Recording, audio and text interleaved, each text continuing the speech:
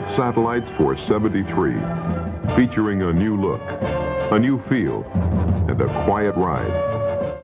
All right, now, hear me out on this. I know that these cars are like considered by a lot of people to be pretty lame, and in my honest opinion, they are a little lame looking if you don't do anything to them. They have like that really weird, awkward front end on it, and like it has the big bumper, and it just looks weird. It just looks awkward. I don't know any better way to say it. An important feature of the new front end treatment is this extra protection bumper.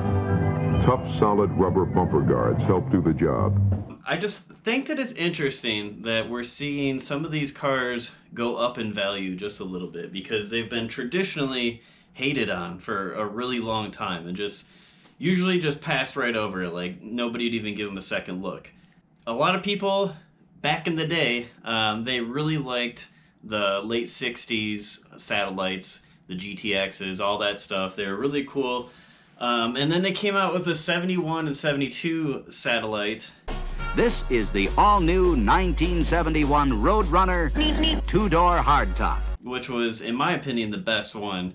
But it had that really interesting front end on it that's kind of become like a classic over time. But back when they came out, everyone hated that front end. So Plymouth redesigned the front end, and that's what the 73 and 74 front end is. It actually sold like crazy when the 73 design came out, which is, it's just wild to me.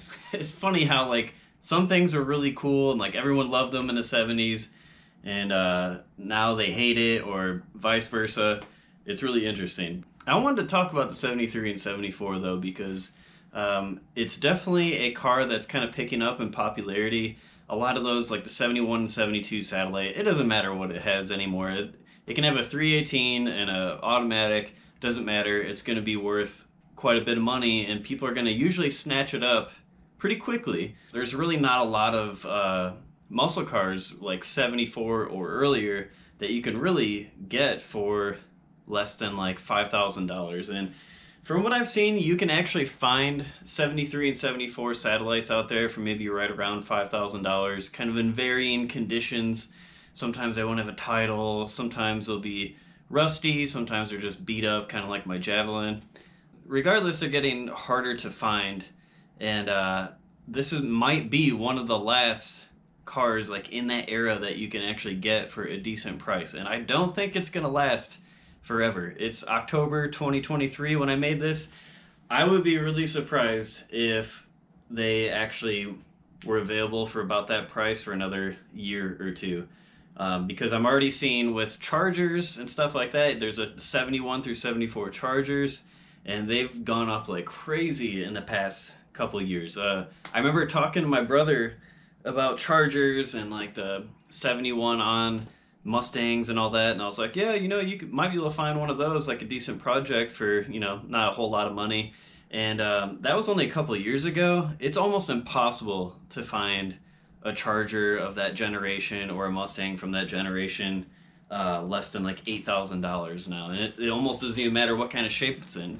It's wild. The 73 and 74 Satellite it's interesting because you could get the pretty big engines in those things still, and you can make some pretty good power with those engines. And I mean, for me, if I could find one, I would just I don't know, maybe find like a 440 out of a motorhome or something, and like swap it to like a TKX 5-speed manual or something, and I'll just have a lot of fun with it. But the one thing that people have a really hard time getting over is the styling. I mean, like if you don't look at the front end at all, the rest of the car is pretty much the same as a 71 and 72. It's just that front end is just funky looking with the bumpers and stuff. But I'm going to show you a couple pictures. I'm going to put them up right now. You can do something pretty cool to these cars. It's really not that difficult. It's all just cosmetic, and you got to kind of do little tricks here and there. You know, like making the whole front end one solid color, or painting the entire bumper to match the body color, or just painting it black, something. It's like you're kind of just trying to take attention away from the front end because there's so much going on. Like you want to hide it a little bit.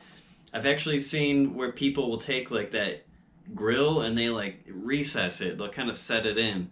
And that looks awesome to me. I just feel like with a little bit of work, if you're willing to do it, you can make the 73 and 74 Satellites look really awesome. I just had to look it up really quick, but apparently you could get a 440 still in 73 and 74 for a Satellite. I'm sure that it's super, super rare, but that would be pretty cool. I've just been thinking about a lot. I think these cars are super cool. If I could get another project car, this would definitely be a top contender on my list.